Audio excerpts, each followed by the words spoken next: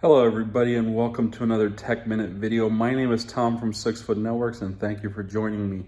If you ever find yourself in the need to reset your password, you can do so from the Mac's recovery utility. There's actually two ways to do it. The first way is the recovery utility, which is relatively easy to get to. And the second one, you may be prompted by the Mac to enter your Apple ID and password for your iCloud account. And that typically works if you have that set up.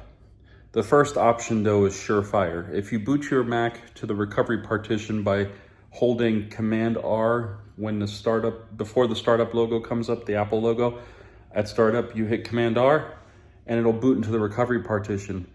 What you do then is you go under the menu, and under the utilities menu you can go into the terminal, type reset password, okay?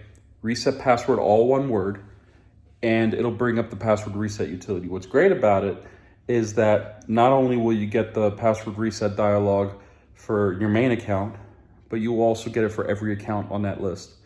So if you have multiple accounts on that computer, you will have to change them all because that's just how the Mac works. So assuming that you don't have any security settings preventing you from booting to the recovery partition, you should be able to reset your password from the recovery partition. I hope that helps. If you need anything, please feel free to drop a comment down below. We'd be happy to give you a hand if anything. Or if you like the video, consider giving us a thumbs up. Also, please consider subscribing to our channel. It really helps us out and allows us to make more of these. Until next time, thank you for watching.